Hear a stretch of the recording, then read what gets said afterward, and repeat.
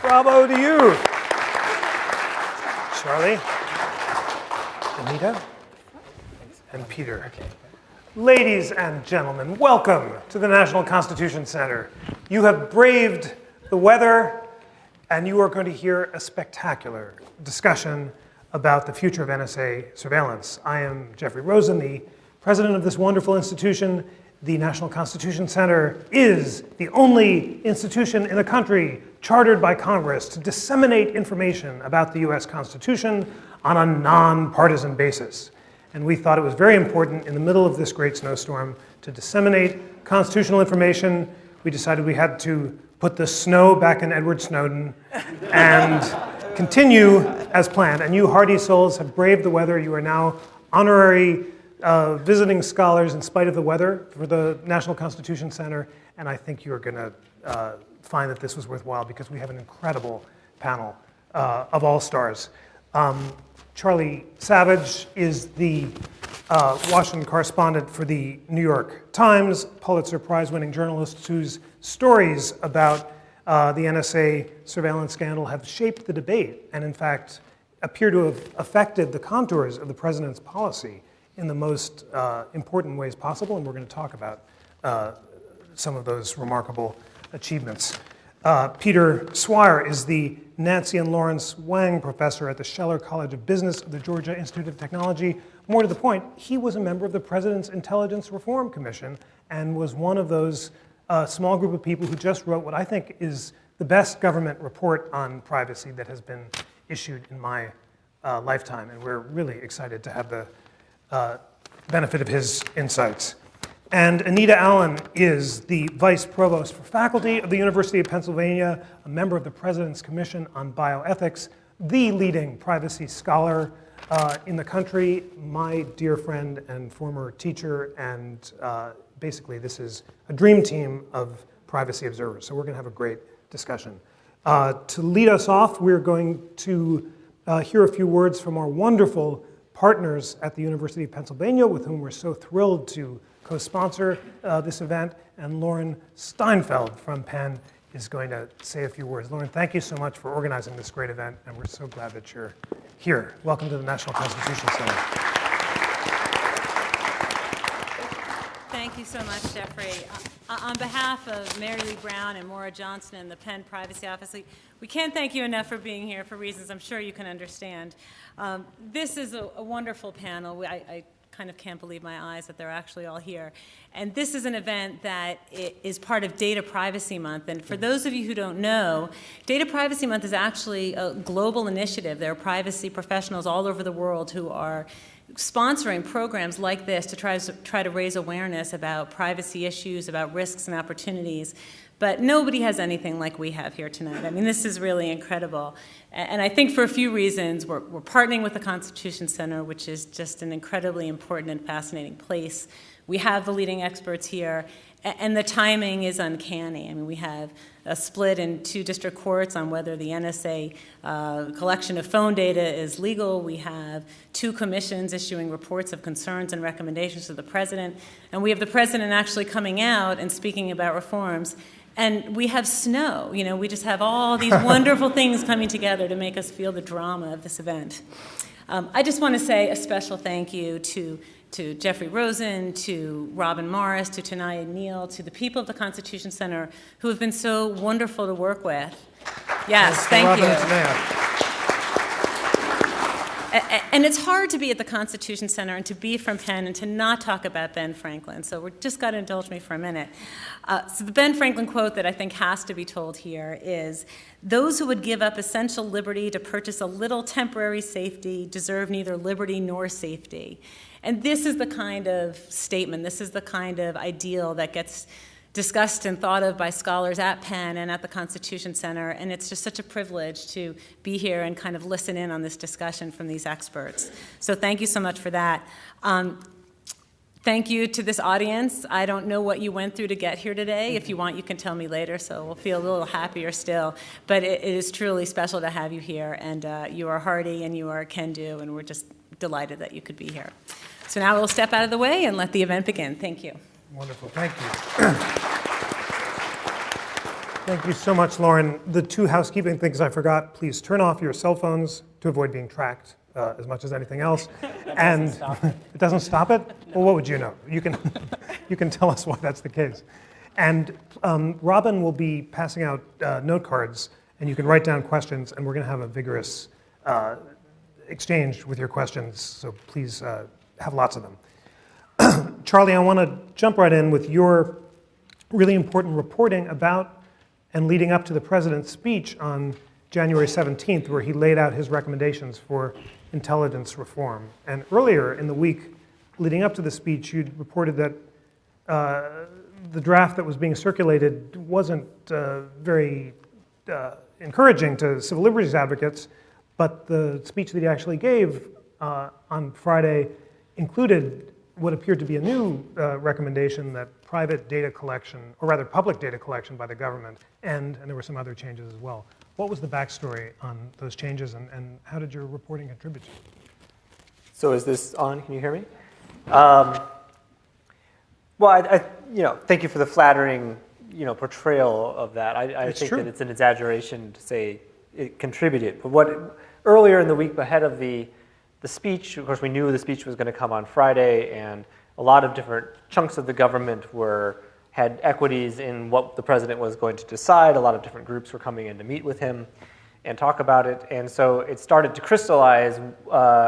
It was knowable through reporting what was being said was going to be in this final speech. And a colleague of mine named Peter Baker and I co-wrote a story a couple days ahead of time that had basically what was going to be the policy recommendations that the president would address, and by omission, what recommendations by groups like Mr. Swire or Professor Swire were going to be overlooked.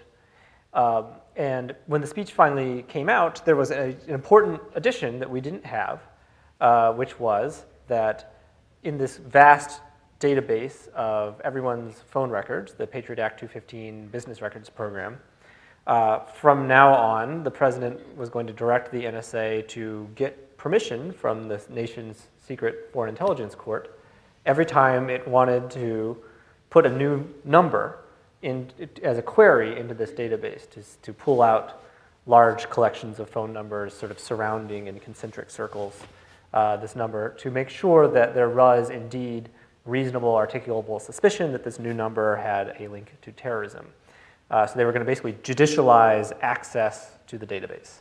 And that was not in the sort of unofficial chatter readouts of what was being discussed a few days earlier. And that morning I talked to some people who told me that in fact it had been a last-minute addition.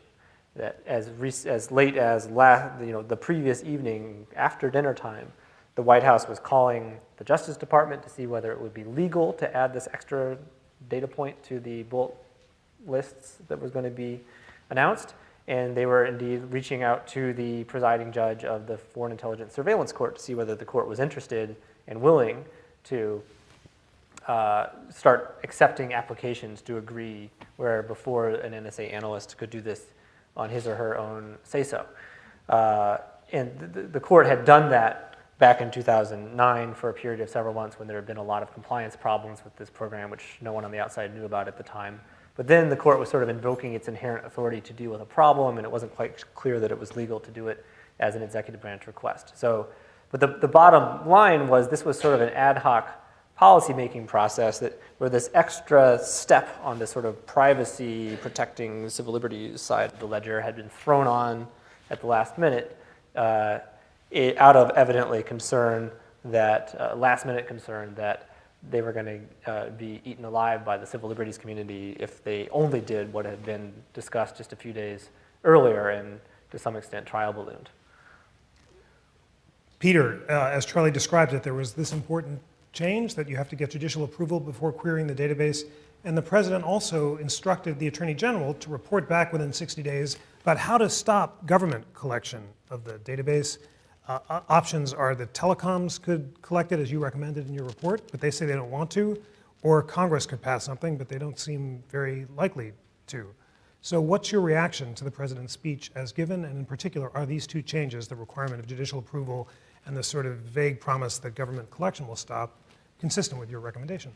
Well, thanks, Jeff, and thanks for having me here. Thanks to Lauren for bringing me up here. Lauren and I worked together under President Clinton on privacy issues in the government. Anita Allen's books are on my shelf, and I've read them for years, and I sure read Charlie's reporting during the Wednesday morning before the Friday speech and during all of this getting ready for the final announcement. In terms of the specifics, I was one of the 5 people in this review group, and our report had 46 recommendations, and one of them was to have judicial approval before the 215 happened. So that's one of our recommendations, and the president's speech included it. So I'm in favor of what we recommended. Our group on 215 said we didn't think it was a good idea going forward to have the government holding this great big database. And part of that is a sort of long-term checks and balances idea. So we've seen in the history intelligence agencies get a database and then expand its uses over time.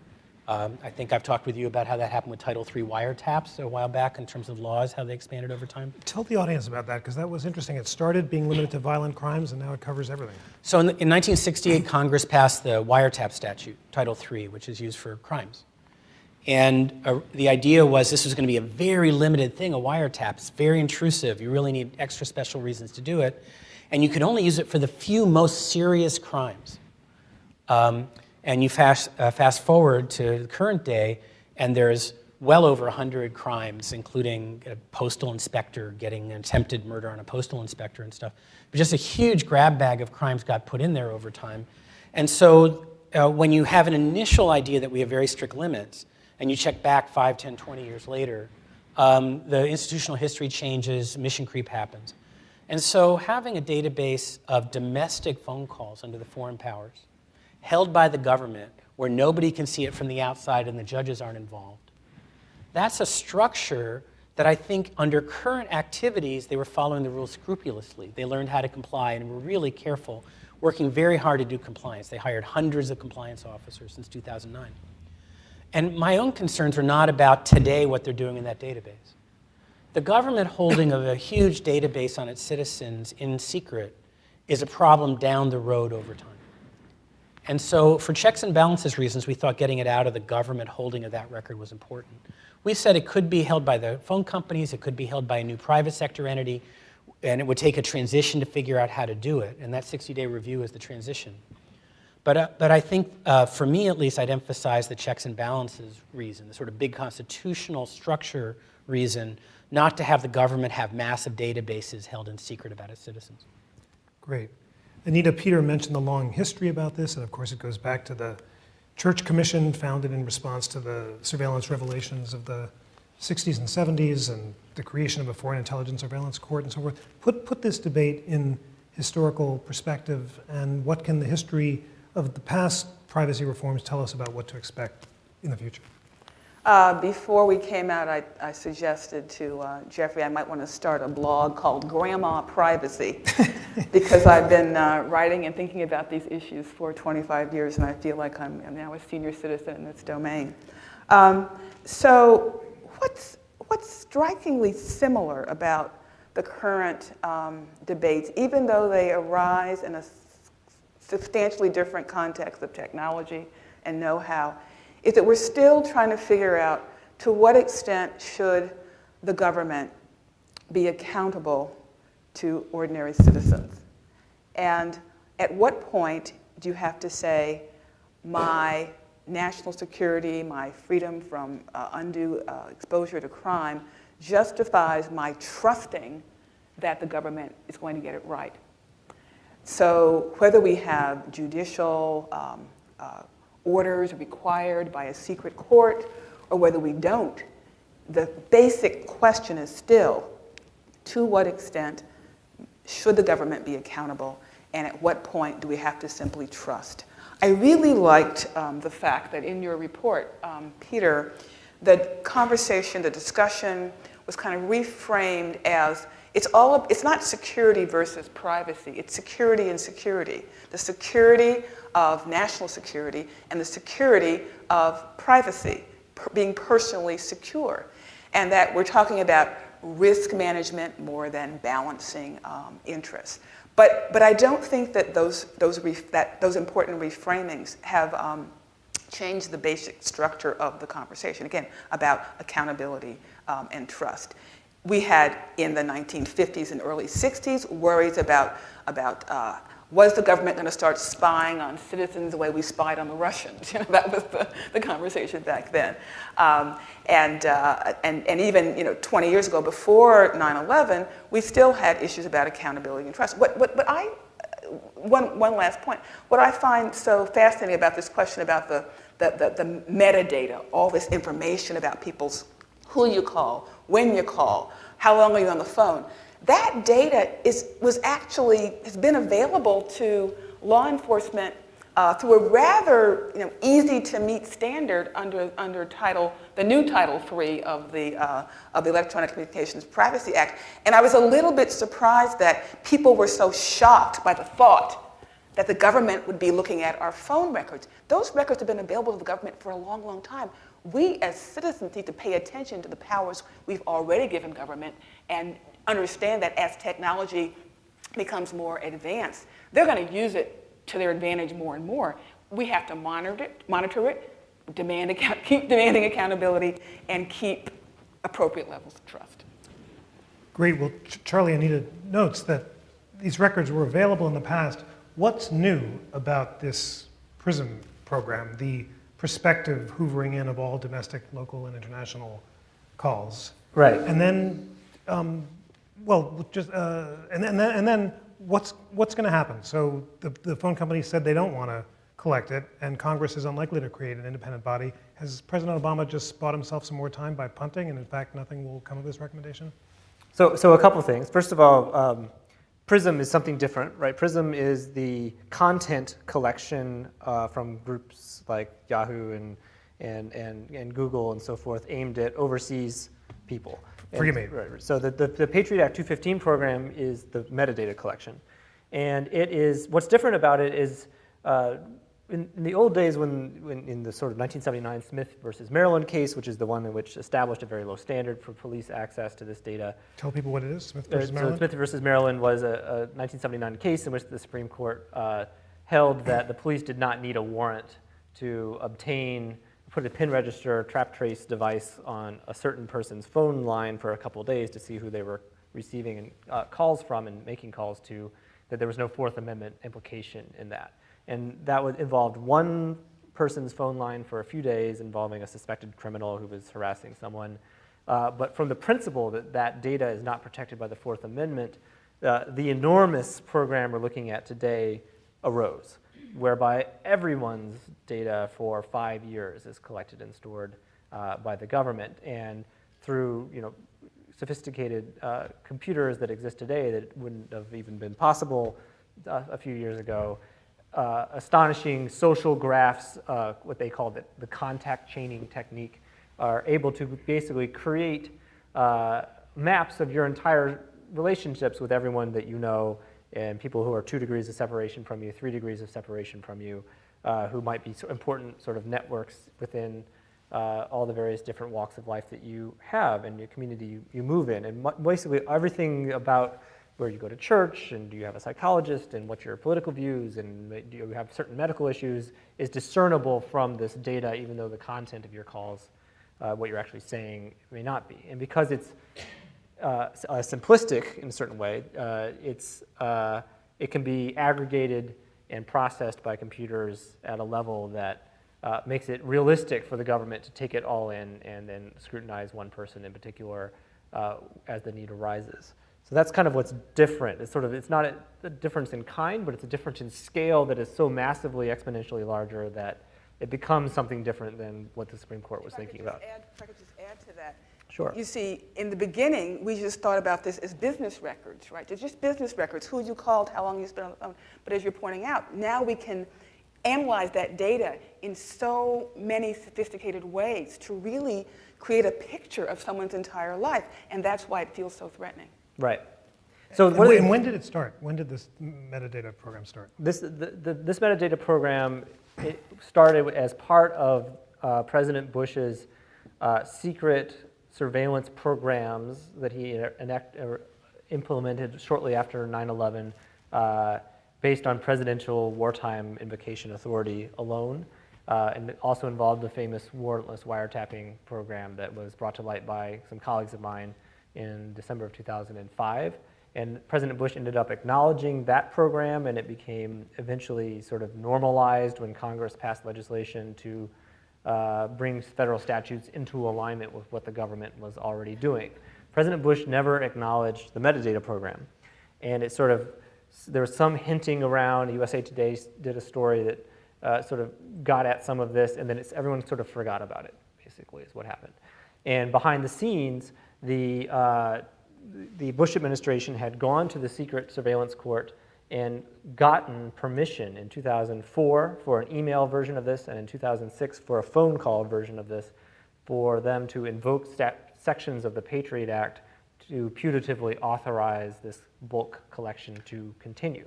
And so when the Obama administration came in with an attitude that we're not going to be like Bush, we're not going to say Commander-in-Chief doesn't have to obey the law and can ignore the courts and sidestep Congress, but instead had a statute that was authorizing something with a court approving it, this was something that they decided was acceptable. There was not a rule of law problem and potentially useful and would be continued. The reason the NSA is doing this is largely a theoretical one. That is to say, it has not had a real-world save-the-day effect so far that they can point to. But the notion is, if you get a phone number of some overseas terrorism suspect and you can put it into this database, you can see whether there are hidden associates of that terrorist here in the United States that we didn't know about yet, and maybe unravel a cell rapidly in a moment in which there's a need to move quickly before something blows up. And so everyone can sort of understand intuitively why this would be useful. And the reason you can't go to all the different phone companies in real time is because some of the phone companies dispose of the records after 18 months, except for AT&T, which apparently keeps them forever. And because you're jumping out different levels of remove, so that this person might be a Verizon customer, or they call this someone else who is an AT&T customer, who calls someone else who's a T-Mobile customer. And each of those people, then you want to look at all of their contacts and see if they intersect back. And so you're constantly moving between providers. They need to all be, the records all need to be commingled in some way so that you can look at them with one data stroke and get the whole network map. The problem is it has this huge privacy implication. It has this maybe save the day theoretical advantage, which hasn't manifested yet. But even if it hasn't so far, you could imagine a scenario tomorrow in which this could be the difference maker between something blowing up and something not blowing up.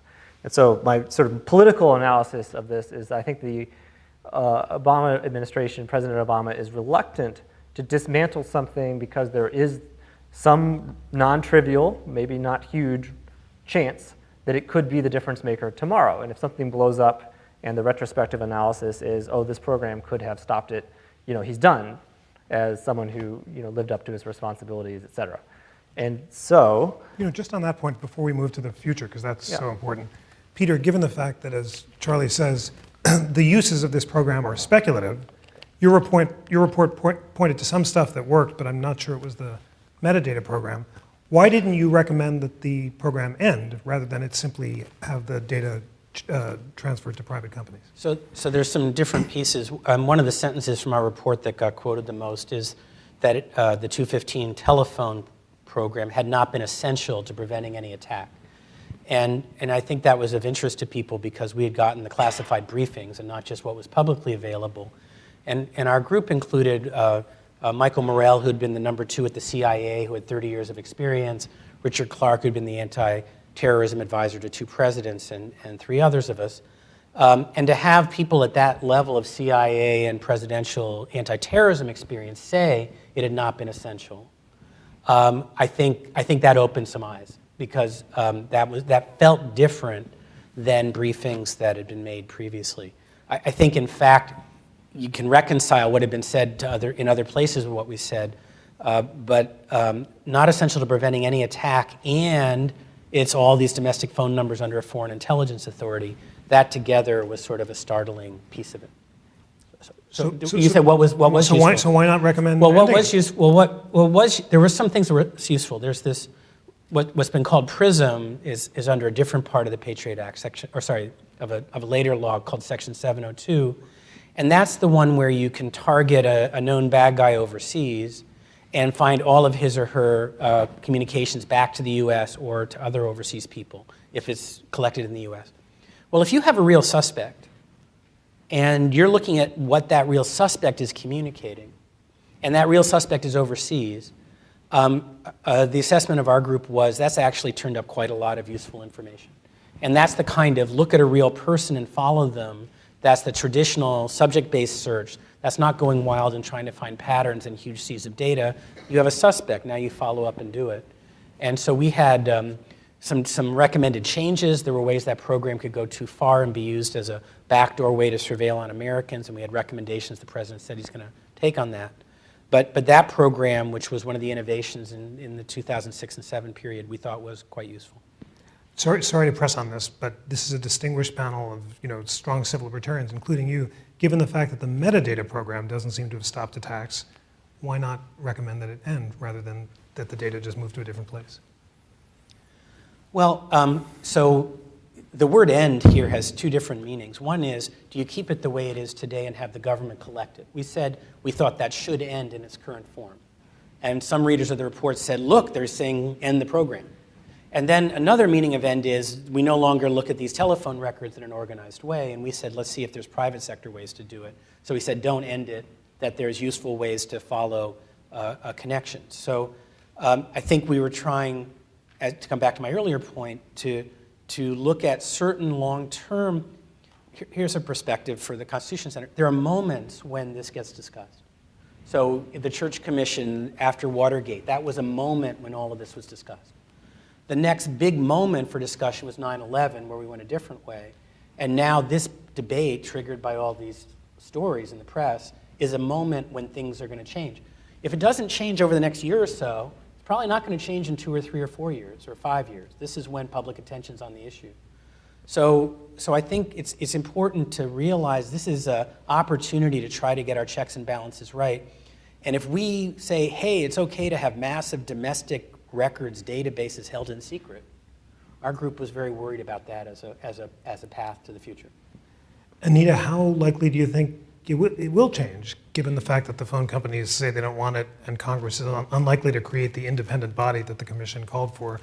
And would either of those changes make a big difference constitutionally, or is it just not that important who actually holds the data? It's the collection that's troubling. Well, I think that the collection can be troubling, and the who's holding it can be troubling. But as long as we don't think that the likelihood of the data being used to harm specific Americans, my guess is that the sense of how strong the civil liberties issues here are is always going to be fairly weak, too weak to lead to dramatic changes in the direction of more civil liberties in response to the moment, right? Unfortunately, I think that a lot of people don't think it's a big deal for the government to have your telephone records if they don't in fact use them, whether they're protected by a court order requirement or not. If they're not actually using them, maybe we don't have to worry so much. And if there's a court between them using it and not, that's pretty good. All right, so not a big concern. And with the email too, I think people are terrified to think that the government might read their highly personal email and do something to disclose it. But I think a lot of us aren't that concerned about the hypothetical possibility that the government might peek at our email if they don't use it to harm us, and it might conceivably, hypothetically, help thwart a terrorist attack, that they have this power. So I'm guessing that the sense of a concrete, specific threat to privacy is not that great yet, even despite all this stuff, to prevent these moments from being just moments as opposed to major sort of tectonic shifts in the way we think about privacy and accountability and trust. Powerful point. Charlie, do you agree with Anita that this is unlikely to inspire the kind of public outrage necessary for reform? And if so, what's the good scenario for civil liberties? The president's punted it down the road, but is it possible that nothing substantial is going to change? Well, so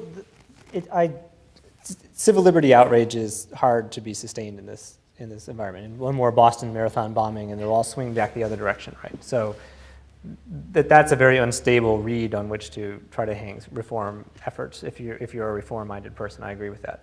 However, there is something baked into the pie on this particular program, which is that next year, Section 215 of the Patriot Act, which putatively authorizes this bulk collection, if Congress does nothing, expires.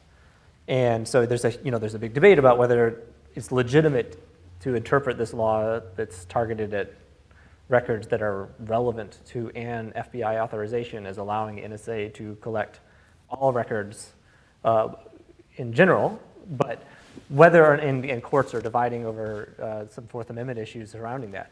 But regardless of that, if there's stalemate in Congress and President Obama says, well, I want to figure out a way to get the government out of the bulk collection business, but I want to preserve all the capabilities of the existing program, I don't know how to do that. I don't like the third-party consortium idea because that would just be viewed as an arm of the NSA, which is one of the review group's suggestions. And the telecoms don't want it, and we'd have to build some new software to make it work anyway. And I would need Congress to help me, and obviously Congress is not in the business of helping Obama, generally. You know, it doesn't look, so I promise that I'm going to do this thing, but I don't know how. And it doesn't look like a recipe for 60 days from now there being a solution in hand. It looks more like when Obama, at the beginning of his presidency, said, I'm going to close Guantanamo, and I don't know how. And the reason he didn't know how is he wanted to preserve the holding of people without trial who were at Guantanamo just somewhere else. And then it was like, well, where are we going to move them? We don't want to move them onto U.S. soil, says Congress. And 6 years later, Gitmo is still open. This could be a recipe for impasse. And in the meantime, the program continues until the magic date arrives when Section 215 of the Patriot Act expires. And at that point, the fisc is no longer going to reauthorize it if we've gotten to that point, and the whole program could implode. But the political, overlay of that is Obama has said he wants it to continue somehow, some way.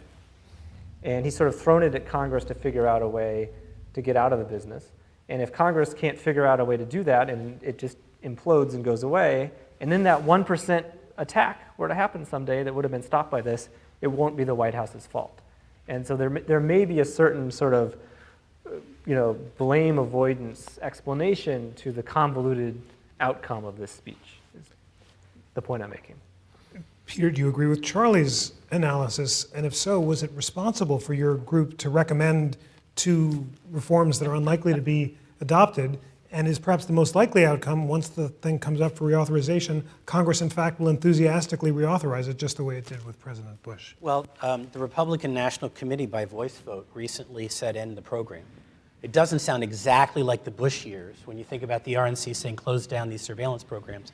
And it's sort of interesting to note that FISA, the law that we've been under, was passed during a period when there was a Democratic president and the Republicans in Congress said the president had too much power. So that one of the things that hasn't been mentioned here is, in addition to the civil liberties outrage, there's a certain level of skepticism among some Republicans in Congress towards the president. They don't like to vote things that way. And so you get this unusual coalition of a lot of liberal and libertarian Democrats, Ron Wyden and others, allying with the Rand Pauls of the world, et cetera, in ways that are really different from the usual votes. The House of Representatives had a vote to end the program a few months ago, and it was split almost exactly half the Dems and half the Republicans on both sides. And one thing I've said is that when it's not a party line vote, people are actually open to persuasion and compromise, because there's not an orthodoxy that you have to vote this way because of your party. And because the thing dies next May, a year from May, I think it's May, it dies next May, Congress really is going to have to figure some things out. And it's the forcing action of a deadline. I mean, they can blow off the debt ceiling and they can blow off, but they're going to lose this tool, and I think it's going to lead to quite different than usual debates in the Congress on this. And what would the good outcome look like? Realistically, what might I think Congress the adopt? 46 recommendations of the review group are great. But we've said sorry, the that sounds like a telecoms, the politician's telecoms are not going to take it. Might they create, is it realistic that they could create an independent body? And would that be a good thing? Well, one of the things the president said in the 60-day review by the Attorney General and the Director of National Intelligence is to see what other authorities may be useful here. And when you look like you're down one path that feels like a dead end, maybe there's another path. So I think, without having a specific answer for that, we're going to get to the next generation for a lot of things in the surveillance state. I mean, one of the huge things in the president's speech is, responding to German and other concerns overseas, is that for the first time, our US spy activities are going to have a set of protections in place for the nationals of other countries, for people who aren't Americans, US persons. That's different from the spying game, the way it's been played historically. It's saying our allies are our people too, even when it comes to spying. And it's not a grand human rights, United Nations control the world kind of thing, but it's trying to find ways in a cooperative world where Canada's our friends, Europe's our friend, and all that, to have an apparatus that works for citizens of a lot of countries, because we have to work within a communication system that involves those countries. Anita, as Peter notes, in the past, US law had distinguished very sharply between citizens and non-citizens and protected one but not the other. Are we moving toward a more global vision where US law might be more in tune with the European Well, approach? I mean, we very well may be to some extent. I mean, if we decide to stop spying on foreign presidents and that sort of thing, or to extend some of the protections of our foreign intelligence laws to other people in other countries, I think that's a good thing. I know that the Europeans don't think that we're making good progress towards recognizing that that privacy is fundamental to human dignity and freedom, and think we have a long way to go in general in the United States towards privacy policies. But sure, to the extent that we don't think that boundaries, nationalities are the end of the story when it comes to rights, human rights especially, like I think privacy is, I think that's progress, and I hope that we're serious about it. One of my fears, and it's why I can't be quite content with what I'm hearing from Peter, is that I'm feeling like even if there's a representation that we're not doing X and that Congress has said we can't do X anymore, I still fear that we may be doing X anyway behind the scenes, because there's such a strong argument for keeping secret stuff secret and doing stuff that nobody knows about. And I once talked to an admiral who said, well, in the military there's always the designated liar, meaning that there's a sense in our military and our government that we can't be completely honest with the people and still do our jobs properly. And I'm wondering about, what will be on, I don't want to be paranoid, right? I'm not generally a paranoid person, but I do wonder whether there are going to be good enough reasons to continue some level of massive data collection, monitored in some, loose way by the FISA court or other authorities, but there's still going to be something going on we don't know about for reasons that actually we would understand. So if I can just follow up on that. For this presidential policy directive about extending protections to non-US persons, there's going to be software contracts and software written and auditing systems in place to build that stuff. I mean, one of the things we saw is hundreds of compliance officers at the NSA. And so in order to fulfill whatever these new rules will be, there's going to be people building that stuff. It's not just we discard it someday, it becomes part of the systems and part of the software. I'm not saying that makes it perfect or that they might not be lax down the road. But the second thing is, once that software is built and there's thousands and thousands of employees supposed to be following it, if they decide to cancel that and start breaking those rules, they run the risk of another Snowden, another leaker. And so the fact that it's at scale and the fact that now these rules have been so publicized will create real opportunities for the next set of people, if they think we're breaking those rules, to come out in public. So I'm a little more hopeful than... It's really interesting that you mentioned Snowden in this connection. Is this answer to civil liberties whistleblowers and employees who are bad boys? Is that the way we're going to have protection of our civil liberties? It's a risk that the managers of these agencies have to face. Mm-hmm. And so if they do something that's going to blow up, if it gets on the front page, they're facing the risk of that. I think the chances of running huge secret programs over time have declined. Charlie's too good at this stuff. I think it's just hard to do it. Well, Charlie, you said you cynic when Anita confessed to her paranoia, and you think naturally of the Woody Allen line, just because you're paranoid doesn't mean they're not out to get you. You do report on this stuff. Is she wrong to be paranoid? Is she wrong to be paranoid that the U.S. government might keep doing things in secret that they say they're not doing in public? Yes. I think the lesson of the Snowden era and every era actually is, of course, she's not paranoid. That's the job of the press, and I guess. But how many years does it take on average to find out this stuff? It might be 3 or 5 or something, but it's not 20 or 30. You know, Snowden has come up, and the Snowden hero or villain question is much bandied about. What Snowden does is very different from what you do as a journalist. What's your view? Snowden, hero or villain? You know, since I'm gonna punt on that one. First of all, I've written stories that are based on Snowden's documents. You know, who am I to, you know, therefore heroize him or demonize him? It's just, I'm gonna stay away from that. Let Peter, Snowden, hero or villain. I just had an op-ed in the Washington Post last week where that was one of the, and I punted very carefully in the following way. This is looking like the Super Bowl at this point. Thank you, Robert. The op-ed emphasized that inside the government, all the people we interviewed, the number of people who said he was a whistleblower was 0. There's not one person I met at the NSA, the CIA, and the military who thought he was a whistleblower. And I had a friend at one of the Silicon Valley companies, and I asked him, and he said, in his company, whistleblower would be over 90%. So over 90% and 0 shows a cultural divide on this. That's not just sort of an individual thing, it's that there's a huge split between the tech world and the government world on this. And so one of the answers out of that is probably to run the internet, we're going to have to find ways to merge those perspectives, and those are things I'm probably going to try to write about going forward. Anita, hero or villain? I'll just say it, I think mostly villain, because it worries me that individual federal employees or contractors or members of the military would take it upon themselves to decide that the government is doing something that I need to, all by myself,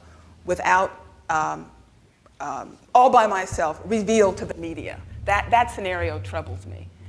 Because while they could be getting it right sometimes and revealing the right things, they could be getting it wrong. I think that that the Bradley Manning incident, did I say Bradley Manning? Yeah, was troubling in this regard, because you have this very young person deciding that he knew what needed to be told to WikiLeaks. And he had not sifted through all those documents to individually analyze whether or not we'd be a better world if those documents were revealed. And so Snowden's a different sort of case, but still, it takes a lot of, it's not like you're working for a company and you know the guy above you just put $1 million into a bank account and didn't belong to him, right? This is different. These are very, very important, careful, difficult judgments to be made. And I don't want to necessarily encourage employees, contractors especially, to decide that I need to tell the world the government has a secret program. Can I jump in on that? Sure. Yeah.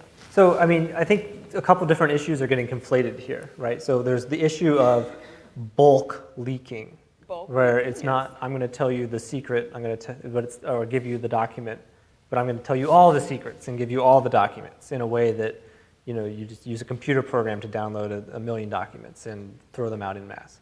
And that is something that needs to be thought about and analyzed and criticized or not. I think apart from the specific debates that we're having now that we would not have had but for Edward Snowden, and from an American perspective in particular, the bulk records, phone records program. You know, if we had a system in which if something that was pushing the envelope could be brought to light and carefully considered, you know, then someone who just flung it out without going through the proper channels, I think would be properly criticized. But we don't have that system. You know, we had Ron Wyden, Senator Wyden and Senator Udall for years screaming that the Patriot Act was being interpreted in a way that was beyond all legitimacy, that when people found out about this, they would be upset about it, and there was no forum in which that could be more carefully brought to public attention. So like I filed a Freedom of Information Act request for a report to Congress in which I knew this thing had been discussed because Wyden and Udall mentioned it in a resolution that they had filed. this February 2nd, 2011 report from the Attorney General and DNI to Congress. And we fought the New York Times a lawsuit to get at least the legal theory components of that released by the judge, because the government was saying this all could be withheld in its entirety. And we were saying, how can the government's abstract understanding of what the law is, how it's interpreting the law, not what some secret program it's doing with that legal interpretation, how could that be properly classified, right? And the judge read the thing and dismissed the lawsuit. And that, by the way, is the very same judge in New York who sided against the ACLU on the same program last month. Judge Puffer. Judge Pauly. Pauly. They assigned it to him because he had done the same case. And of course, if he had ruled the other way against the ACLU, he would have been admitting that he had covered up some illegal action. So, put that as an asterisk on that decision. But, what are you supposed to do then? Here's a thing that does, in fact, as Senator Wyden predicted, cause the whole country to go, what the hell? And the theory that the words of this statute can be interpreted and bent this far, the President's Civil Liberties Board says is just outrageous, and they spend 80 pages sort of destroying that legal theory. But there was no way to get that into the public view. I guess Senator Wyden could have gone on the floor of the Senate and resigned from the Senate Intelligence Committee to then tell us that, and he chose not to do that. But it took... Absolutely so. I do want to basically have everyone leave here having heard the arguments on both sides of the two main legal questions, which is first, does this telephone collection program violate Section 215 of the Patriot Act? And second, does it violate the Fourth Amendment? And I know this may seem a little wonky, but I think we all have a duty as citizens to make up our own minds about this, so we need to put both sides on the table, and we have some experts here who can help us do this. Charlie, you mentioned the fact that some senators, and in fact Judge Leon in DC, have concluded that the program violates Section 215. Section 215 authorizes data to be seized if it's relevant to an investigation. Judge Leon said, suggesting that there was already an existing investigation, whereas the Foreign Intelligence Surveillance Court said prospective hoovering of data that might be useful and relevant to future investigations, plural, was permissible. Is that the nub of the disagreement about the Basically, it wasn't language? Judge Leon. He only looked at the Fourth Amendment issue. This was the President's Civil Liberty and Oversight Board, which was the other major group that studied that addressed the statutory question. But you're basically, you have the issue right, which is the Section 215 of the Patriot Act says the FBI can get a court order to obtain business records that are relevant to an investigation. And the obvious interpretation of that is if they're interpreting Guy X, they could go to the phone company or the hotel or whoever, the credit card company, and get Guy X's records, or even the people that Guy X knows. And the creative interpretation of this statute was, down the road they'll be investigating Guy X or Y or Z. We don't know who X or Y or Z is now. If we wait until then, some of the records may be lost, or you need to have them all preserved and commingled. And we'll just have we'll collect it all now, and we'll have back-end collection protections to make sure that only records that are relevant are looked at by a human being. And so that is the sort of non-obvious interpretation of those words, along with the fact that it's the NSA doing it, not the FBI, that the Foreign Intelligence Surveillance Court decided to bless. It was a Bush administration theory in the second term of the Bush administration when they were trying to get away from these sort of unilateral assertions of power. Great. Just so all of us understand the best arguments, Peter, do you want to restate them? On 215. On 215. So on 215, whether it's legal to have this very broad, I wrote a law review article in the George Washington Law Review. I think Jeffrey was at the same symposium in 2004, where I predicted that the administration was interpreting it this way in writing in 2004. So 2 years before they were. Maybe they got the idea from you. It actually, but then I said this consistent with other public statements they made. And then I also joined with a lot of other professors and others a brief before I entered the review group saying that I thought it was not correct, especially after the amendments of 2006, to interpret it that way. So those are things that are on the public record. Our review group did not either try to assess constitutionality or statutory. We did policy. So as a review group, we didn't take that on. Great. Anita, do you want to add anything to the statutory debate? Well, I just do think that it's interesting that you can have two federal courts looking at the same issue and coming out in different ways. There is room for debate here. My own beliefs here are not particularly helpful, but I think that it's a sign of how broad our principles are, how subject to different meanings our principles are, and how therefore difficult the policymaking decisions have to be. I would like to see stronger protection of civil liberties than we've had thus far. I'd like to see stronger protection of privacy than we've had thus far. Therefore, my inclination is to see the Fourth Amendment as a very important bulwark, and to be concerned if it's interpreted to allow for massive kinds of unaccountable data collection taking place. Great. Well, Anita's mentioned the Fourth Amendment constitutional issues, and we'll turn to them in a moment. But Peter, did you want to say one more? So the quick point is, looking at the Privacy and Civil Liberties Board's very detailed statutory analysis, it's entirely different from all of the previous judges' decisions in the sense that the depth of it is enormously different. And I think it illustrates the importance of having an amicus or having a public advocate help the FISC on these issues. Because the level of seriousness of the arguments really would have pushed any judge, I think, to have to write a much more thorough opinion than they did. And it shows the importance of having the adversary process even for the FISA court.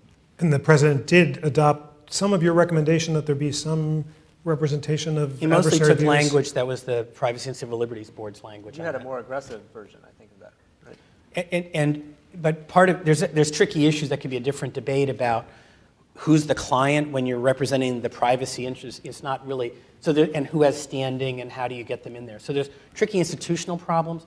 But having some better briefing to the FISA court, I think there's a pretty broad consensus something there should happen.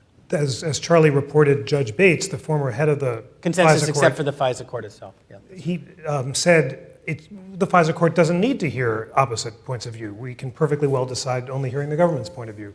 Was it appropriate for Judge Bates to weigh in on your recommendation in that way? He has a role with the judicial administrative system, so that he was authorized to make those comments through a committee process. So I don't happen to agree with him on that, but that was his view, and he was working through a process. Judge I Bates, would actually, he was not authorized through a committee process. He said that Chief Justice Roberts told him that he should represent the judiciary on this, but this was not part of the judicial conference that normally weighs in on from the judicial branches. It was But he had a role within the judicial conference, and he'd been tasked by the Chief Justice to do something on the subject. So the committee part I don't want to stick by, but the rest is he had a role, not just a judge shooting off his mouth, but a judicial conference role that the Chief Justice had appointed him to. Well, he was the administrative, we're in the weeds, that's right. Okay. now, Judge Bates is an honorable and respected judge. I guess my question is it appropriate for judges, especially FISA court judges, to decide what sort of arguments they should hear? I just was speaking in favor of having the kind of briefing that I think the Privacy and Civil Liberties Board report showed was really different in depth and complexity than anything any of the previous opinions had grappled with. So one of the nuances of what the differences between Peter's group and what the president ultimately said was, correct me if I'm wrong, Peter, you wanted an independent person, a public advocate office or whatever you want to call it, that would have the authority to intervene at will in major... That's not quite what we said, but go ahead. Well, okay. But it wasn't something that merely the court could choose to appoint when the court wanted to hear from something. And it sounds like that's where Obama is going. There's some tricky Article 3 questions about how you tell judges how to do their things. And so I think that would get us into issues of standing and guardian ad litem as a precedent and a whole lot of other things that are pretty tricky. But this whole idea of putting a person there, it kind of goes back to my original comments about accountability and trust. We think that we need to create greater accountability by having this public person in the room, and yet it does seem to be a bit odd, given the way we normally think about federal judges, that they would be monitored in that way. It's a very curious solution to the problem. To a secret court, which doesn't have any advocate on the other side. It's curious, cubed or something, so that's hard to Yeah. Anita, you mentioned the Fourth Amendment. which we celebrate tomorrow. This is February. We have 27 amendments in 27 days. Tomorrow, February 4th, is Fourth Amendment Day. And today is Third Amendment Day, in fact, which prohibits quartering soldiers in the home. But the Fourth Amendment says that the right of the people to be secure in their persons, houses, papers, and effects against unreasonable searches and seizures shall not be violated. And the question is, and as you said, Anita, lower courts are disagreeing about this, does the mass collection of metadata constitute an unreasonable search or seizure of our persons or electronic effects? And I'm going to let's hear the arguments on both sides, but Judge Leon in New York invoked James Madison. He said James Madison, who warned against the gradual and slow encroachments of liberty by those in power, would have been aghast. And he invoked the general warrants that the framers of the Fourth Amendment were so concerned about. These authorized the king's agents to break into lots of people's houses and seize private papers without particularly specifying the place to be searched or the things to be seized. Are these, in fact, like general warrants, as Judge Leon suggested, or, since no human being actually sees the content of anything unless there's some suspicion, is there no search taking place at all, as Judge Pauley in New York suggested? Mm-hmm. Well, again, if you don't think that people have an expectation of privacy in the who gets called and so forth, or even in their email, unless you opened up and read the contents, then you're going to say, well, there's no Fourth Amendment problem here. We still tend to think about this idea of reasonable expectations of privacy, and the grander vision, I think, of people like Louis Brandeis and Madison before him about what the people need, demand, have a right to in terms of privacy, I think we become kind of technocratic about that. And the reason why I went to the Fourth Amendment in response to the question about the statutes is, in part, the statutes were there to kind of fill in the gaps left by that the Fourth Amendment doesn't answer. We need statutes to tell us, to regulate beyond the general language of the Fourth Amendment what we can do by way of investigation, surveillance, and so forth. But the point here is that we've gotten very technocratic about how we interpret this grand vision of privacy, which, as you know from studying Justice Brandeis, has been described as, the most important rights most valued by civilized men. Well, if we value privacy so much, are we going to let it be defined in this kind of narrow way that some of us are inclined to define it today, or do we maintain a sense of an expansive right against the government doing anything that might put our privacy at risk, such as collecting mass amounts of data that they may or may not look at? Brandeis is our collective or shared hero, and I have a bust of him down in my office, which I should have brought up here. Peter, is Anita right that those who invoke these technicalities like Smith versus Maryland, which said in 1979 that we don't have an expectation of privacy on our phone numbers, are missing the point that really Brandeis would have felt that this is the 21st century equivalent of the general warrants that so concern the framers, or not? You can give us the arguments on both sides. So technocratic, we have to decide what about chat, what about text, what about Facebook posts, what about your friends list. To some extent, we have to apply whatever the rules are to new technologies, and that's tricky. What happened with Brandeis and telephones is, in the 1920s, they had the Olmsted case, and the answer was, you've consented for a phone to having somebody stand on the telephone pole and wiretap out in the street. And then in the 60s, the Supreme Court said, that's ridiculous. It's a phone call. You can't say that that's not private. And in Katzenberger, they said there's an expectation of privacy, and we're going to protect it. Smith versus Maryland is equivalent in some ways to Olmsted. They're saying, hey, you used email, you used a telephone, you used your bank records, you consented to the bank or the phone company turning it over to somebody, just like the public street in Olmsted for the wiretap. And the Supreme Court's really going to face this issue about whether to do the next Berger and Katz. It's exactly waiting for them. It was teed up in the Smith versus, in Jones' case, the GPS tracking case. 5 justices have sort of indicated maybe they're pretty ready to do something. But there's a big argument waiting to happen in the Supreme Court on this and whether they're going to do the Katzenberger moment. Charlie, Justice Scalia has said that he expects the court to hear some version of the NSA case, and there may be a circuit split developing. I don't know. Are you comfortable predicting, channeling what the court might do, or what do you want to say about what the Fourth Amendment and the future litigation over these programs? Just to amplify the discussion of the Jones case. The Jones case was a case about the police had put a GPS transmitter on somebody's car, And then the guy drove around for a month or two, and they did this without a warrant, and became evidence used against this guy as a drug trafficker, I think, in court. And he argued, hey, you didn't get a warrant, this evidence should be suppressed because that was a search.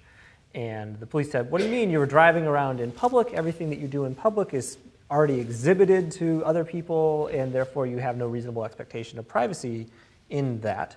And so the court finds for the guy on different grounds, but that aren't important here. But 5 of the 9 justices, and the other 4 don't disagree, they just don't go there. Separately, some in a concurrence and so forth, raise the prospect that stuff that is exhibited to third parties, that if it just happened once, like you walked out on the street, of course, one person saw you, that wasn't private. But you don't expect that someone is going to follow you around 24/7 for a month or two. There's just, the police don't have that kind of manpower. There's a logistical limit on what the government can do until the arrival of today's technology. And now they can put a couple $100 GPS transmitter on your car, and it's like they have someone tailing you 24/7. And because it's only a couple $100 and it's not real people, they can buy tens of thousands of those things and put them on tens of thousands of people's cars and do something that the government could never do before, and that you would never expect, therefore, that the government would actually be able to do. This sort of aggregation through technology of stuff that is technically shown to third parties, but it realistically was never a risk before. And so 5 of the 9 justices say maybe a line gets crossed with today's technology, that the 4th Amendment is going to be implicated by this kind of thing in a way that never was before. And if those 5 justices hold true to that, then indeed we may be in for the equivalent of the 1960s. I think that's a real possibility. Remember how a lot of people belittled the Kylo decision, right? This is a thermal imaging case where the question was, can the police come to your house with a thermal imaging device and check and see whether there's excess heat coming out of your house? And surprisingly, the answer was that using an unfamiliar technology in a surprising way, it violates the 4th Amendment. You need a warrant to do that kind of thing. Maybe you need a warrant to use GPS. We didn't think that before. But I think the question the court has already raised very nicely for us is whether or not technologies not in common usage cannot be utilized to disadvantage people's privacy expectations and their privacy.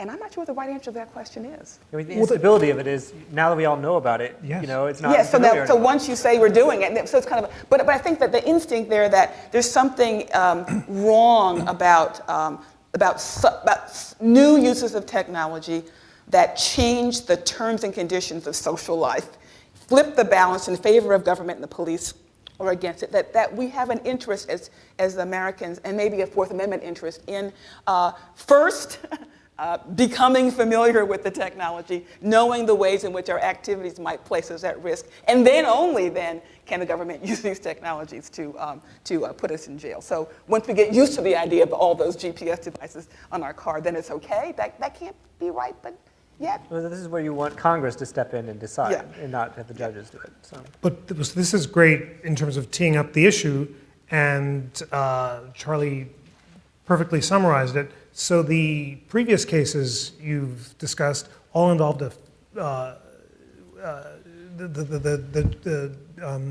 Jones case involved a physical trespass, which is not the case here because you can collect the information without a physical trespass. But Charlie says this is like Jones because you can learn a lot about people from these aggregated phone numbers. Is the difference, if the court were to say it's not like Jones, simply that the telephone numbers don't reveal as much as the 24/7 GPS tracker, and is the counter that, but here you're getting everyone's data, and in Jones it was just one guy's data, so the scope of the search makes it more invasive? But it's not just the scope of telephone. So in our report, we say we should study this metadata issue some more. The president has tasked another board, the President's Intelligence Advisory Board, to do a follow-up report. And I think that should get more attention. The metadata today is who you text, who you chat with, who's on your friends list in Facebook, how many phone calls you've made in a world where we carry our cellular phones with us all the time. So there's orders of magnitude more contacts like that than there were in the 70s. So we're 3 or 5 or whatever orders of magnitude bigger in the number of contacts. And as we move to what's often called the Internet of Things, where devices are talking to devices all the time and we carry our phones, we're going to get another few orders of magnitude. There's a quote that quantity at some point becomes a matter of quality, and I think at some level, having 9 phone numbers or having a complete map of every touch you've made with all these other things, that's very different when it comes to surveillance. The court doesn't have any clue how to write these lines. One of the reasons to have the study is, or maybe to have more studies, or maybe to have smart people do it more, is we have to write the technocratic rules because the Justice Department is going to be in court every week saying we can do it. And the judges are going to have to write lines that say you can do this, but you can't do that. And without technocratic lines, we won't know how to run our cell phones. We won't know how to run our chat. We won't know how to run our social networks. So there's a task to be done here, and I think the judges are on the verge of getting sucked into that in a big way. Can we do it technology by technology? I mean, think about in the 70s and 80s and 90s, we had, well, how do we think about, okay, there's landline phones, there's cell phones, there's portable phones, there's beepers, there's this other kind of beeper, there's the GPS. Are we going to let every new invention become a moment for us to rewrite the rules? You can avoid it. Or can we have general principles, right, that, and I like the fact that your report does have some general principles to guide, right? But I don't think necessarily our lawmakers and our law enforcers are clear about how to deal with those general principles when it comes down to particular. But they'll be in court every day, and then it'll be the chat one day, and it'll be the text case the next day. Judges are going to have to make decisions. There's just no other way, I don't think, in the end to do it. So Anita, what is the general principle? The question we always ask is WWBD, what would Brandeis do? Is the general principle that mass searches of huge amounts of data that can reveal a lot of intimate things about us are an unreasonable search of our persons and electronic effects? Yes. Yes, that's simple. That's a pretty basic. Okay. Now you're going to need judges to enforce it, Anita. Right. So you know, to the extent that the data being collected does not say much about us, we don't have to worry about our privacy. But to the extent that, you know, this is also the era of, in the private sector, big data analytics. That's, some of those same methodologies can be employed by government to learn stuff about us, right? So you can tell from what I buy in the supermarket, what my creditworthiness for a home mortgage, right? Because of my habits. I mean, we're beginning to use bits of isolated data to put together pictures of people, and we're beginning to use lots of data about people, like all the calls I make, to put together even richer pictures of people. We have to figure out, you know, both for the private sector and the public sector, when is enough enough? You know, when do we say, stop profiling me, stop analyzing me, stop paying attention, leave me alone, right?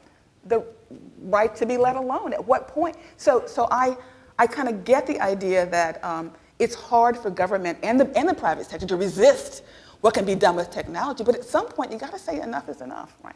So this at some point. It's here.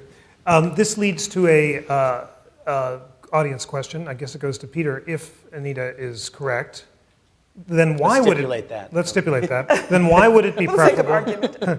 Why would it be preferable for a private entity to hold the database? In other words, if it's searches that can reveal a lot of intimate stuff about us, mass searches that are troubling, true. It's technically true that the Fourth Amendment constrains the government, but not Google.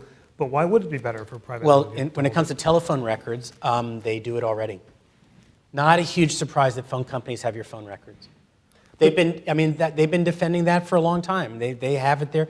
The FCC, the Federal Communications Commission, has rules holding data for 18 months for many categories of phone calls. They do it for billing purposes, so they won't overcharge you. And so this is not creating some big new unexpected thing. This is telephone companies, for instance, holding telephone records. They do it for billing purposes, but do they do it to track my pattern analysis and decide whether I'm a terrorist? Well, there's a set of rules called the CPNI rules about what phone companies can do or can't do with these data. It's a little bit like HIPAA in medical or Gramm-Leach-Bliley in financial. We have, for some of the sectors where we have sensitive data, we have a series of rules about it. You could like those or not like those rules, but there's limits on how the phone companies are supposed to use your phone record data to market to you. Those exist today. Charlie, it's such an important question. Do you think it would be much better if private companies held it? Would that make a big difference? So stipulating that they do hold it now for 18 months, I guess what you mean is if they were mandated to hold it for 5 years and create some kind of a system whereby different customers could be with different who had different phone companies. Could, in other words, the same things the NSA is doing is just being held over there instead of over here. I mean, I've often thought that a lot of this debate is plagued by an inability for everyone to agree on what the problem is. Is the problem that we fear that government will abuse this down the road if they're not doing it today for political purposes? In that case, keeping the records out of the hands of the government may incrementally decrease the risk of that, because you would have private phone company employees who could blow the whistle, or if the government tried to come in and knock down the door at 2 in the morning to look at the political opposition's phone records. But maybe the problem is not that we fear that tomorrow we'll live in a dystopian state. Maybe the problem is that right now that we know that every time we dial the phone, it goes on our permanent record, as it were, that we're chilled, right? We hesitate to call that one friend who's a little edgy, or call that one group that is political in some way, or that call that psychologist that we kind of need the help of or are a little bit embarrassed about, or call the phone sex service or whatever, because we think it's going to go on our permanent record, and therefore our sense of freedom is diminished, and a sense of living in a free society is diminished. And if that's the problem, then it doesn't matter where the records are being kept. If they're being kept, the problem exists regardless. Well put. Since it's not probable cause, what are the criteria used to accept or reject a surveillance request? And Peter, I guess the question is, under the new standards that the president has recommended, what will they be? Well, for a number of these statutes, it's RAS, it's reasonable articulable suspicion. So so that means there's some reason I'm interested in Jeff that comes out of investigation, and not just give me everybody in Philadelphia. That's less than probable cause that a crime has been, is, or is about to be committed, which is the criminal stat. It's different from probable cause under FISA that you're an agent of a foreign power. It's whether there's some articulable way to say, here's why we're looking at this person's record. And under the new proposed system, the data will still be collected en masse without any reasonable or articulable suspicion, but it can only be queried with the approval of a judge with under the president's speech approach. Under the president's speech approach. So under the president's speech approach, from what we know from the speech, is that the database continues to exist. And when they want to query it, which in recent years has been on something on the order of 300 times a year, so relatively small, relatively focused on what they've considered the most important cases, you'd go to the judge and you say, Judge, we think we have RAS here, we have an articulable suspicion. Judge, will you please approve it? That's the legal regime. And who's it? A FISA judge or a... FISA judge, yep. There's one important caveat here. You were positioned, well, we're looking at Jeff. But it's not that they're looking at Jeff alone. They're looking at Jeff, and then they're looking at the phone records of every single person that Jeff has ever called or received a call from. And until recently, they... Not ever. There's time limits, right? Okay. That are relevant. For 5 years. And then beyond that, a second hop, as they say, of everyone that all those people called, and then who they all called, right? And so there's this exponential growth in concentric circles around each Jeff, and only 300 Jeffs a year can still be hundreds of thousands of people's phone records, therefore, right? And when they take these data sets that surround each Jeff, they don't, now they have to go to a judge to put a new Jeff in. But then they take all those data sets of the concentric circles around Jeff, of all those people's phone numbers, and they put it in something that they call the corporate store at NSA. And there's a lot less restrictions on access to the corporate store. And so if you have enough Jeffs there's just not the Jeff at that moment. Jeff sits there as an ongoing problem. So as people call and are called by in the circles around Jeff, new numbers keep getting added to that. The entire NSA analyst base can look at all of those people's phone records. And it may be a non-trivial percentage of everyone's phone records which are generally available because of this corporate store structure. And so the president's, the PCLOB was suggesting that there should also be a RAS judicialized requirement for access to the corporate store. I can't remember if your group had also said that. As this sort of weird thing that no one is really thinking about, which is maybe really where the action is. So I just throw that out there. That's helpful. And so even under the new system, a judge has reasonable suspicion to suspect me, since I'm the example of the moment, and I call Domino's Pizza, and you can still get everyone who called that Domino's They pizza. may build There's in, one hop I think now. they build in some stuff to try to prevent the noise that would prevent. But forget about Domino's Pizza. If you want to go to you call your Verizon voicemail number. That's the same number everyone calls for a Verizon voicemail, right? So then that would swallow the rule. But I think I think the NSA actually has. They don't want that because it would drown the signal they're trying to find in the noise. Those are lousy leads. Yeah. If they do that, right? Really lousy, and they don't want to have their people tracking down those leads. So exactly. But it sounds like what's more important is the reduction in the number of hops, as it were, and not the judicial approval? Or Peter, do you think that the judicial approval is a big deal that actually will protect civil liberties? So I think judicial approval, partly it gives you the advantage of an Article III judge who looks at it, who's independent and who's got life tenure and all those good things. The other thing is the Justice Department and the NSA hate to lose before a judge. They really find that very embarrassing and bad, and they have relationships with these FISA judges that last over years. And so they have to go through more paperwork, and it's a real pain in the neck for them. And if you were working that job, you'd be frustrated how much paperwork you have to go through. But to some extent, that's the tax that comes with surveilling under these authorities. And I think they're careful before they go to judges usually. Anita, here's a good one. They're all good questions. In plain English, please provide your recommendations for improving transparency and accountability in government programs so that ordinary citizens can make informed decisions. Wow.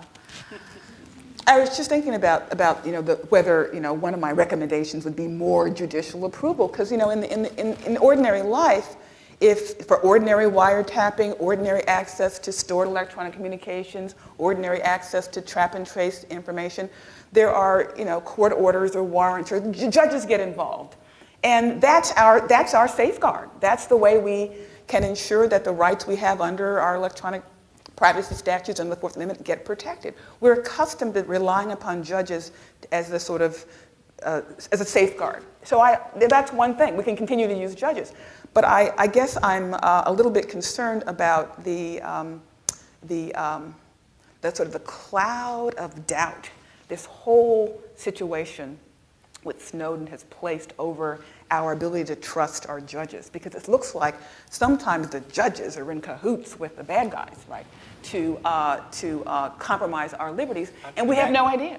In cahoots with the terrorists? No, not those bad guys. The bad guys in this case are the NSA and the Justice Department. Yes, okay, and I should be less flip, but that the judges can be working closely with and in collaboration with the NSA, for example, in ways which many of us would say compromise our liberties, when the judges should be, as we normally think of them as critiquing the government and holding the government at bay and protecting our constitutional rights, not simply facilitating national security measures that are deemed to be the best policy and the best practice by the government. Well, Charlie, this question of whether the judges are too close to the NSA is captured in our next question. And the president did not accept the review board's recommendation that the method of appointment to the FISA court changed. You had recommended, Peter, that all members of the Supreme Court participate in the appointments of FISA judges as opposed to just the Chief Justice. The president rejected that recommendation. Well, why, and was that a good thing? Right. So right now, the way the law is written, the Chief Justice of the United States selects all 11 members of the Foreign Intelligence Surveillance Court. And that didn't matter so much in 1978 when the court's role was, is there a reason to wiretap this guy? Yes, he's KGB. Is there a reason to wiretap this guy? Yes, he's also KGB. But now the court is crafting these hugely complex interpretations of the Fourth Amendment and surveillance law. It's doing something different than what it was designed to do, and ideology can play a role in that. And so Chief Justice Roberts has 10 of the 11 judges were put on the bench by Republican presidents. The 11th judge, who was nominated by Bill Clinton, was actually the choice of a Republican senator as part of a deal to get some Pennsylvania judges, in fact, through. And so you have this sort of highly partisan gloss on this court, and much more than under his predecessor, Rehnquist, and his predecessor, Berger. It's just something that Roberts is doing. And he's also putting on a lot of former executive branch, former Justice Department people who became judges. And so it's this very government-friendly sort of get the bad guys friendly mindset as opposed to sort of a mix of different walks of life. And so that has led to a lot of criticism in terms of, even if you think the judges are all good people and women of good faith, it's not good for public trust in this institution. So the review group is saying, well, we should have more diversity in the selection process. Some members of Congress have other ideas, like each circuit court chief judge should get one judge, and those positions change over time, and so you'd have a diversity of views. Obama did not say anything about that. You say he rejected it. I would say he just sort of let it go without passing. And I asked someone in the White House about that, and I said, well, he doesn't think that's a good idea, and the answer was no, he actually thinks that's a fine idea, but if he were to say so in public, it would be like he was personally criticizing Chief Justice Roberts. That's not a good idea. If Congress does that, he certainly would sign the bill without complaint. I haven't heard anyone say that, but that sounds very realistic view. Yep. So Might Congress sign the bill and reform the FISA court? Peter? Well, so part of it is if Congress makes some deal before next May around 215, all of this other stuff could be in there, and we don't know what that deal looks like. The other part of Congress that's not, it might sound too Washington, the biggest split in Congress right now is not Democrat versus Republican on this stuff in Congress. The biggest split is between the intelligence committees. Yep. Senator Dianne Feinstein's a Democrat, Mike Rogers a Republican in the House, and the judiciary committees. The judiciary committees are the libertarian side right now. The intelligence committees are more or less with the NSA, and they've been having huge fights. And there's very big splits between the committees. It's another reason that the compromise that might emerge out of all of this is very hard to predict quite how it'll happen. Great. It's been quite healthy to be having a conversation about the structure and of the court, FISA court, the selection process. I mean, because some of the rules are kind of almost wacky. I mean, there used to be the rule that you have to live, a certain number of them have to live within X number of miles of D.C. Some of the assumptions about the kind of thing the court does. They wake up in the middle of the night. They make a decision about. Well, you have to be in a classified facility to do most of it. So you have to have a SCIF available. Yeah. So maybe we should rethink the ways because some secrecy dictates certain kinds of structures, but maybe some of the things about the court are not essential features and could be changed. Wonderful. Well, I could continue all night because this is my favorite topic, and I've learned so much from this discussion, but on the thought that the Constitution Center, in addition to being nonpartisan, must end on time. Ladies and gentlemen, please join me in thanking our panelists.